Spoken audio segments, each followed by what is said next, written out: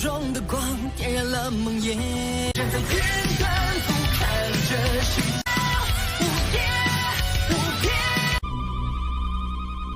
Selamat datang di channel hiburan netizen. Mari kita lanjutkan part berikutnya dari Donghua Battle Through the Heavens. Ini hanyalah full spoiler. Tanpa banyak kata demi menghemat kuota, segera kita mulai isi ceritanya. Ada sebuah kota bernama Fan City yang berada di luar pegunungan panjang, di sekitar akademi dalam kota, itu tidak terlalu besar. Namun ia memiliki posisi yang sangat penting di wilayah Black Corner. Karena ini adalah tempat raja obat dari daerah pojok hitam tempat Han Feng tinggal. Sebagai alkemis top di wilayah Black Corner, Han Feng yang telah lama menjadi alkemis tingkat 6, ia memegang posisi yang cukup tinggi di hati banyak fraksi dan pakar. Tentu saja seorang alkemis tingkat 6 cukup langka, bahkan di seluruh benua. Bahkan Do Huang atau Do Zong biasanya harus sedikit sopan kalau ketemu dengannya. Lagi pula semua orang tahu kekuatan mengumpulkan seperti apa yang dimiliki seorang alkemis tingkat 6. Kota ini dimanakan kota Han Feng. Kehormatan istimewa seperti itu adalah sesuatu yang sangat sedikit dinikmati oleh orang-orang yang berada di dalam daerah sudut hitam yang penuh dengan pembantaian. Han Feng adalah salah satunya. Bagian tengah kota adalah hutan bambu yang benar-benar berbeda dari pasar bising di luar. Hutan bambu ini memiliki pertahanan yang sangat ketat, orang biasa tidak bisa sembarang masuk, bahkan jika mereka mendekati area tertentu di sekitarnya, mereka akan menghadapi serangan tanpa pandang bulu. Setiap tahun ada cukup banyak orang yang terbunuh oleh penjaga hutan bambu. Karena hal ini, meskipun tempat ini sunyi, itu telah menjadi tanah terlarang di hati banyak orang di kota Feng. Ada sebuah rumah bambu jauh di dalam hutan bambu yang berwarna hijau subur yang seperti zamrud, merebes semacam aroma bambu samar. Seorang lelaki duduk bersila di kamar bambu. Di dalam rumah bambu tinggi di sebelah jendela, dia mengenakan jubah alkemis dan di belakang jubah ada tulisan kata Feng. Terlihat dalam sulaman tangan yang dijahit indah. Pada saat ini, pria itu memusatkan perhatian pada formula obat di tangannya. Sikapnya yang tidak terganggu, tampak sangat fokus. Pria yang kepalanya menunduk saat dia dalam pikiran yang sunyi, tiba-tiba mengangkatnya. Tatapan tajamnya langsung melesat menuju cakrawala utara yang jauh. Dia merasakan gelombang energi yang tidak biasa namun samar di tempat itu. Wajah pria itu cukup tampan, dia sedikit mengernyit saat bibirnya yang agak tipis menempel satu sama lain. Dia memiliki perasaan dingin dan keras kepada mereka. Meskipun ini adalah masalahnya, itu masih berakhir menyebabkan dia masih memiliki beberapa pesona tambahan. Tangan pria itu melengkung menjadi kepalan tangan perlahan mengetuk dahinya. Sementara dia bergumam pelan. Potongan informasi yang gak terhitung jumlahnya berulang melintas di benaknya. Beberapa saat kemudian, kepalan tangannya yang melengkung membuat kepalanya menegang tiba-tiba. Sebuah cahaya melintas dengan cara seperti kilat di matanya ketika mereka menembak sekali lagi ke arah sumber di mana riak energi dipancarkan. Suara terkejutnya membawa sedikit kejutan, ini sepertinya riak dari api surgawi. Hati tenang pria itu mulai berputar-putar karena riak energi yang tiba-tiba ditransmisikan. Matanya menyipit, sebelum tiba-tiba tertutup perlahan, sesaat kemudian, dengan jentikan lembut jarinya, gelombang nyala biru bersih seperti cairan menjulur keluar dari dalam tubuh pria itu, akhirnya itu melilit erat padanya. Api biru gelap itu cukup aneh, sepintas itu seperti sekelompok air danau yang mengalir jernih. Namun, rasa paling otentik dengan jelas mengatakan semua orang bahwa ini bukan genangan air, tetapi semacam api. Kekuatan spiritual pria itu mulai membumbung tinggi pada saat ini, ketika nyala biru gelap naik. Perasaan agak kabur sebelumnya, tampak seperti sesuatu yang melonjak di sisinya pada saat ini, dan sangat jelas. Itu memang api surgawi. Api biru tua di sekitar tubuh pria itu tiba-tiba ditarik saat dia tiba-tiba berdiri. Tatapannya berapi-api panas saat dia menatap di pegunungan yang jauh. Beberapa saat kemudian, dia tampaknya telah mengenali sesuatu ketika alisnya terjalin sekali lagi. Sambil bergumam, arah di mana riak energi ditransmisikan tampaknya berada di tempat Akademi Jianan berada. Jangan bilang itu mereka.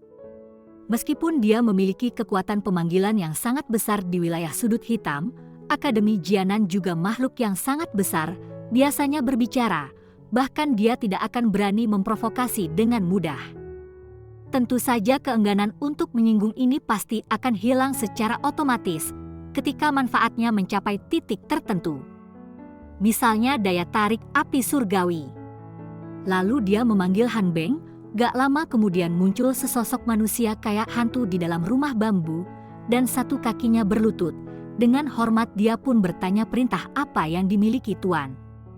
Lalu Han Feng pun berkata, ambil token ini dan beritahu sekte kebakaran darah, sekte 8 gerbang, dan sekte darah. Terus beritahu pemimpin mereka untuk bergegas ke kota Feng dalam waktu 2 jam. Saya memiliki sesuatu yang membutuhkan bantuan mereka. Selain itu, Anda secara pribadi akan mengirim 2 token ini ke tempat itu, dan mengundang 2 orang kikir untuk melakukan perjalanan. Pria itu secara acak melambai beberapa token aneh dan melemparkannya ke arah sosok yang berlutut di tanah. Kemudian sosok itu menangkapnya seperti kilat dan terus menyimpannya ke dalam cincin penyimpanan. Ketika 1 token emas dan 1 token perak dilemparkan, sosok manusia yang menerima token emas dan perak yang agak istimewa ini, wajahnya yang tetap tanpa ekspresi, agak berubah pada saat ini. Dengan suara lembut dia bertanya, guru ingin mengundang mereka juga. Mereka biasanya bahkan tidak akan melihat orang biasa. Kemungkinan master harus mengambil sesuatu yang dapat menarik mereka.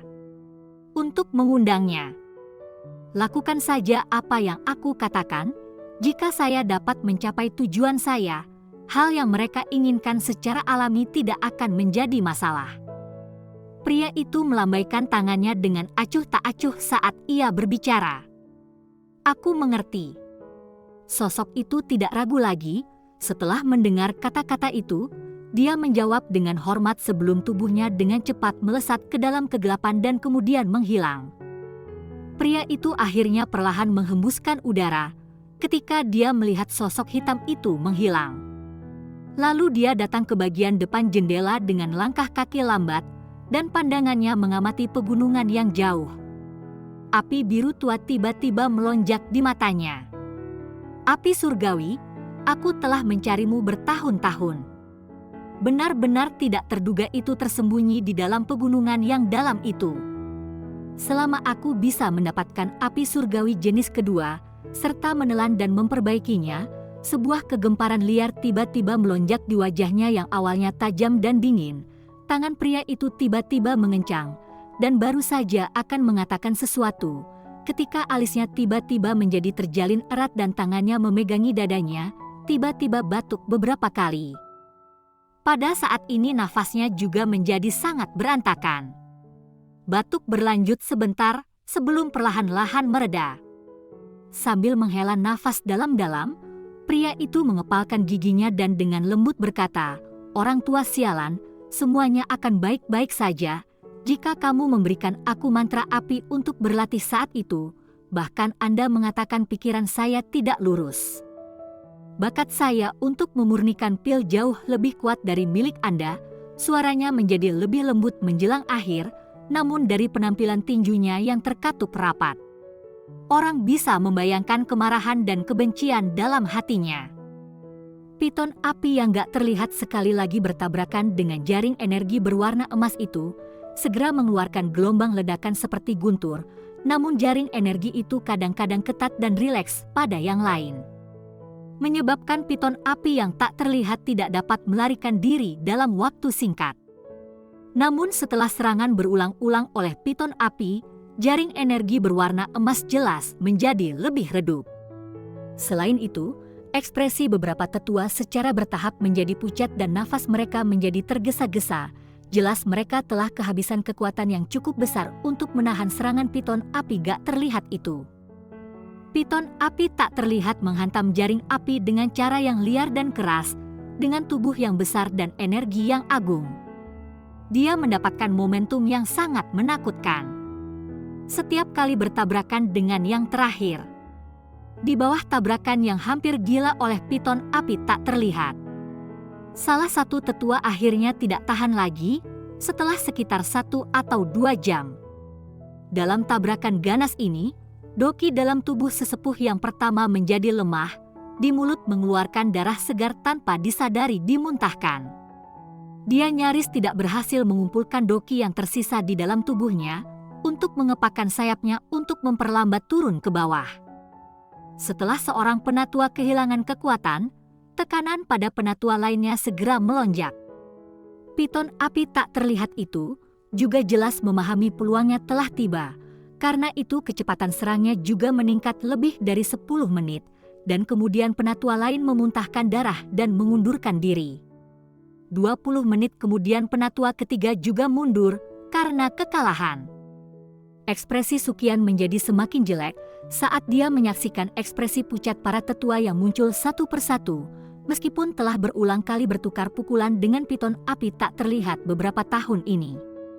Dia tidak pernah benar-benar menyaksikan teror ketika Fallen Heart Flame benar-benar meletus. Sekarang setelah dia melihatnya secara pribadi, dia juga dengan jelas mengerti bahwa makhluk alami seperti itu memang menakutkan. Hanya dalam 3 jam singkat, 10 dari 18 penatua telah mengundurkan diri. Hanya 8 penatua dan Sukian yang masih bertahan dengan pahit. Semua tetua yang masih bertahan dengan pahit bisa melihat seutas harapan ketika mereka merasakan serangan yang semakin lemah dari piton api yang tak terlihat. Meskipun penatua akademi dalam menderita kerugian yang mengerikan, situasi ular piton api yang tak terlihat juga tidak terlalu baik. Secara serangan dan konsumsi energinya yang gila, membuat api di permukaan tubuhnya menjadi jauh lebih redup dan sikap serangannya juga melemah. Xiao Yan yang disembunyikan dalam nyala api, memandang sesepuh di langit memuntahkan darah dan mundur satu demi satu. Dia tanpa sadar menyeka keringat dingin dari wajahnya. Meskipun memiliki begitu banyak tetua bergandengan tangan, mereka masih berakhir dalam keadaan yang menyedihkan karena Fallen Heart Flame. Tampaknya, untuk menaklukkannya, tingkat kesengsaraan yang dideritanya kemungkinan akan lebih besar daripada ketika dia menelan Green Lotus Core Flame saat itu. Dari penampakan situasinya, tampaknya para tetua akademi dalam tidak akan bisa bertahan. "Guru, kapan kita harus turun tangan?" Xiao Yan bertanya dengan cemas dalam hatinya, setelah Fallen Heart Flame terbebas dari pertahanan. Kemungkinan itu akan dengan cepat menghilang pada saat itu. Menemukan kemungkinan akan sangat sulit. Tidak perlu cemas, suara Yao Lao dengan cepat terdengar dalam hati Xiao Yan. Ada sekelompok aura yang bergegas dari timur, mereka kemungkinan adalah para ahli di akademi luar. Biarkan mereka menyia-nyiakan kekuatan untuk melawan Fallen Heart Flame sedikit lebih lama. Xiao Yan kaget ketika mendengar ini, tatapannya buru-buru melesat ke cakrawala. Dia memang bisa samar-samar melihat beberapa titik hitam di tempat yang hampir tidak bisa dijangkau oleh tatapannya. Bintik-bintik hitam itu dengan cepat diperbesar. Sesaat kemudian, mereka berubah menjadi sekelompok orang yang muncul di mata semua orang di akademi dalam. Tawa orang tua tiba-tiba bergema di seluruh langit. Siapa lagi yang memiliki suara yang agak akrab ini, selain wakil kepala sekolah Hugan? Sukian juga menghela nafas lega ketika dia melihat bala bantuan ini yang muncul di titik paling kritis. Tampaknya skenario terburuk tidak akan muncul hari ini. Saat bantuan akademi luar tiba, banyak ahli yang memiliki pengaruh yang cukup besar di wilayah sudut hitam juga telah berkumpul bersama di dalam kota Feng di luar pegunungan. Akhirnya sekelompok besar ahli melayang ke langit, di bawah tawa pria yang dijahit daun maple di punggungnya. Akhirnya mereka memperluar sayap doki mereka dan bergegas menuju akademi dalam di sisi lain dari pegunungan. Pertempuran yang hebat akan segera terjadi. Munculnya Hugan dan yang lainnya tidak diragukan lagi merupakan bala bantuan. Menyebabkan para tetua yang telah mencapai batasnya untuk didukung, semua orang dengarkan, dan cepat bertukar tempat dengan beberapa tetua.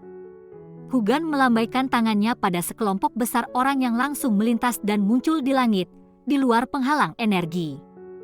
Segera lebih dari 10 ahli yang bergegas dari Akademi Luar terbang. Kemudian mereka meneriam tugas mempertahankan penghalang energi dengan kerjasama yang hemat. Beberapa sesepuh juga menghela nafas lega ketika beban berat diterima. Mereka menangkupkan tangannya ke arah Hugan dan yang lainnya dengan rasa terima kasih sebelum terbang turun dari langit dan bersila duduk di tanah. Untuk dengan cepat memulihkan doki mereka yang kelelahan.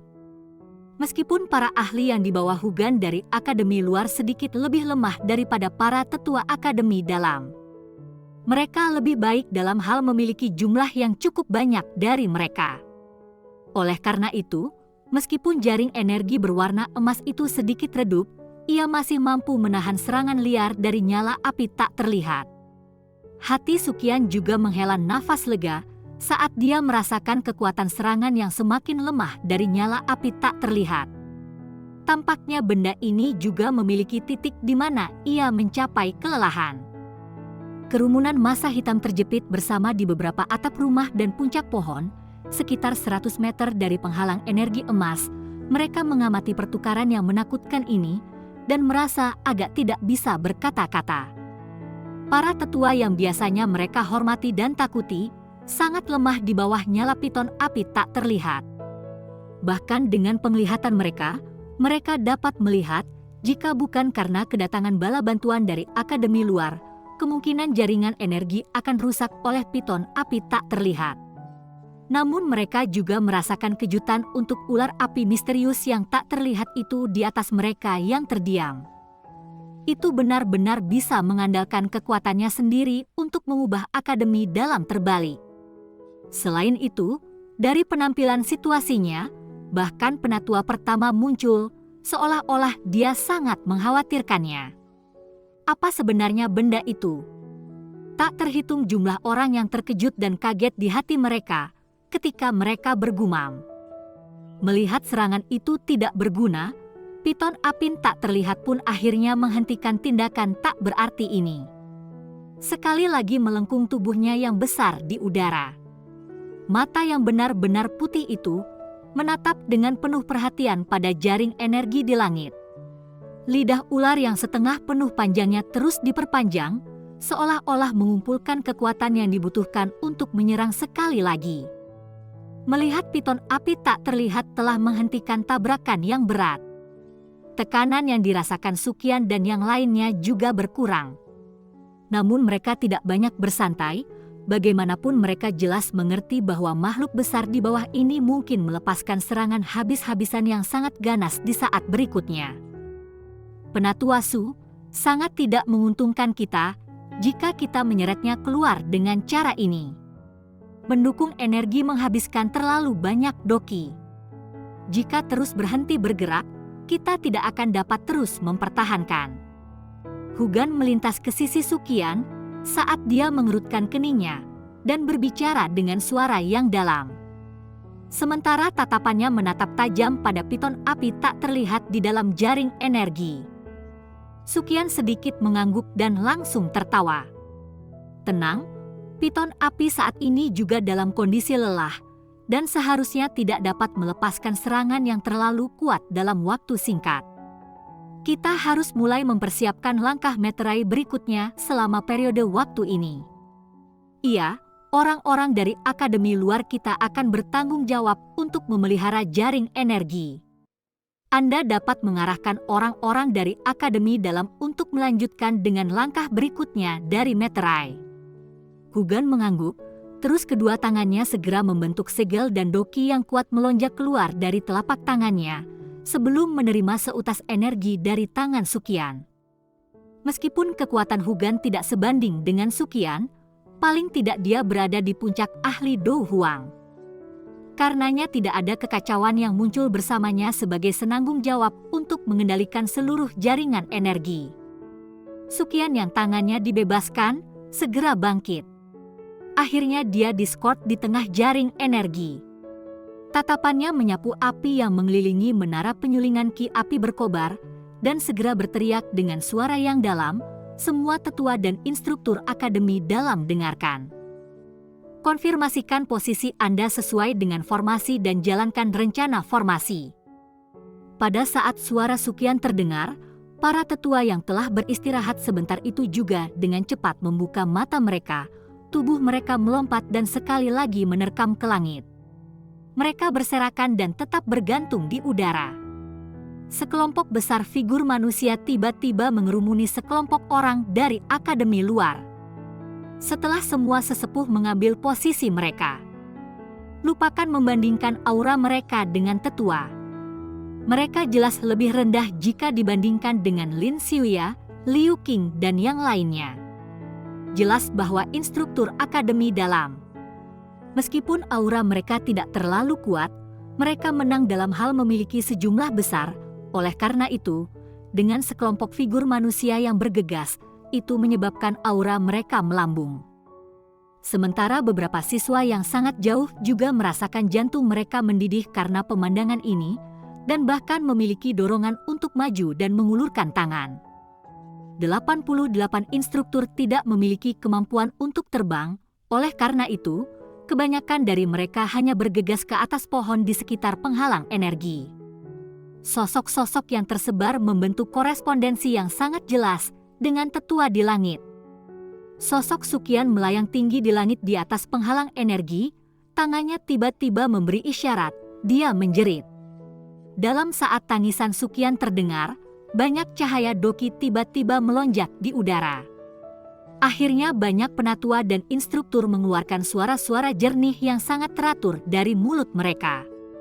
Doki melonjak segera dan hampir 100 doki bersinar meledak secara eksplosif dari tangan semua orang. Target mereka bukan piton api tak terlihat dalam jaring energi, tetapi kesukian yang di langit. Ekspresi Sukian serius ketika dia melihat balok doki melesat dari segala arah. Segel di tangannya segera berubah tiba-tiba dan riak ruang melingkar yang kuat muncul di depannya. Akhirnya itu membentuk vakum melingkar 5 kaki. Hampir 100 balok doki ditembak ke dalamnya. Segera ruang hampa diisi dengan aura yang sangat kuat. Oleh karena itu, bola vakum doki 5 kali muncul di tangan Sukian. Tampaknya telah merasakan bahwa energi yang sangat menakutkan yang berkumpul di udara. Piton api tak terlihat yang meringkuk untuk memulihkan kekuatannya, mulai merasa tidak nyaman. Mata segitiga putihnya melihat Sukian di langit dengan tatapan tajam dan ganas. Api tak terlihat sekali lagi keluar dari tubuhnya, setelah itu ia mengayunkan ekornya yang besar dan tubuhnya sekali lagi menembak ke arah jaring energi. Ruang bergetar berulang kali di sepanjang jalan, tampak terdistorsi dan terlipat. Semuanya hati-hati, jangan sampai binatang ini menembus jaringan energi. Hugan berteriak dengan suara yang dalam. Ekspresinya menjadi serius ketika dia menyaksikan piton api tak terlihat membawa momentum besar yang tak tertandingi. Semua orang berteriak tanpa suara. Doki dalam tubuh mereka melonjak dan akhirnya menuangkan ke dalam jaring energi, menyebabkan warna yang terakhir menjadi lebih cerah. Tubuhnya yang besar melewati udara sebelum tiba-tiba menabrak jaring energi seperti meteorit besar, segera ledakan yang membelah gunung dan menghancurkan bumi meletus dari titik kontak. Pada saat itu, ekspresi banyak ahli di akademi luar menjadi sedikit pucat. Binatang buas ini memang menakutkan. Wajah Sukian sedikit memerah, dia menyaksikan penghalang energi ditekan sampai membentuk busur yang sangat berbahaya. Doki dalam tubuhnya tiba-tiba mengalir seperti air banjir, sebelum gak henti-hentinya dituangkan ke dalam jaring energi dan menyatukannya. Namun, piton api tak terlihat tampaknya tahu seberapa besar bahaya energi yang terkumpul di tangan Sukian kali ini. Oleh karena itu dasarnya habis untuk perjuangan cahaya dari jaringan itu dengan tenang meredup sedikit dengan perjuangan ini. Penatua Su, cepatlah. Tangan Hugan berulang kali gemetar sedikit ketika dia menggertakkan giginya. ketika dia berteriak ke arah Sukian. Di langit tatapan Sukian terkunci dengan seksama pada piton api tak terlihat yang sedang berjuang keras di bawah ini. Cahaya Doki di tangannya juga tumbuh semakin cerah. Jubah panjangnya terangkat sampai terentang ke atas. Cara pertumbuhannya adalah seolah-olah itu adalah sebuah balon yang memiliki udara di dalamnya. Bola Doki di tangannya pada dasarnya seperti matahari yang cerah, setelah mengumpulkan energi tampak sangat menarik. Detik berikutnya, bola Doki yang sangat besar itu tiba-tiba bergetar intens. Sukian mengerti bahwa ini adalah karena sudah mencapai batasnya. Rasa dingin yang kuat melintas di mata Sukian. Saat ini dia merasakan bola Doki bergetar di tangannya. Dia mengeluarkan seruan dingin rendah yang bergema di akademi dalam seperti menggulung guntur. Tangan Sukian tiba-tiba menekan ke bawah saat tangisan terdengar.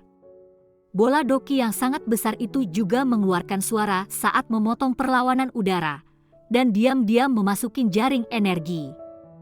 Akhirnya itu muncul seperti bola meriam karena menabrak tubuh piton api tak terlihat.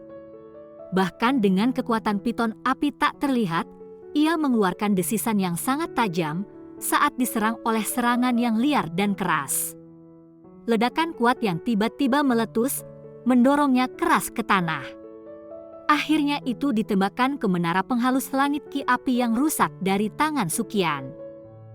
Piton api yang tak terlihat sekali lagi dilemparkan ke Bracing Sky Refining Tower. Tangan Sukian tiba-tiba membentuk segel saat Sukian berteriak menggema. Orang bisa melihat bahwa bagian atas menara pemurnian langit yang pecah tiba-tiba mengeluarkan file energi hitam pusat, dan ujung menara tertutup rapat.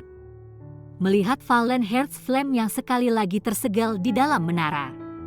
Siswa yang tak terhitung jumlahnya, yang menonton di sekitarnya, segera mengeluarkan sorakan yang bisa memindahkan gunung dan membalikkan laut. Xiao Yan menyaksikan menara penyulingan ki api berkobar yang berisi cahaya berwarna hitam dari dalam lautan api. Dia mengernyitkan alisnya sedikit saat dia berbicara dengan lembut di dalam hatinya. Jangan cemas, tidak mudah untuk menyegel Fallen Hearts Flame, apalagi sepertinya ada fraksi lain yang telah diperingatkan oleh aktivitas di sini. Suara agak terkejut Yao Lao terdengar di hati Xiao Yan. Xiao Yan kaget ketika mendengar ini. Wajahnya segera berubah sedikit ketika dia tanpa sadar berteriak. Jangan bilang itu orang-orang dari wilayah Black Corner. Lingkungan Akademi Jianan hanya memiliki daerah pojok hitam. Orang-orang ini benar-benar kucing yang tidak bisa menahan bau ikan. Mereka bahkan berani terlibat dalam urusan akademi dalam. Mata Xiao Yan penyipit, pandangannya terlempar ke langit yang cerah. Meskipun akademi dalam ditutupi oleh cermin ruang, itu bukan penyembunyian yang sangat kuat terhadap orang yang benar-benar kuat. Sukian di langit juga menghela nafas lega ketika dia melihat Fallen Hearts Flame yang sekali lagi disegel dari langit.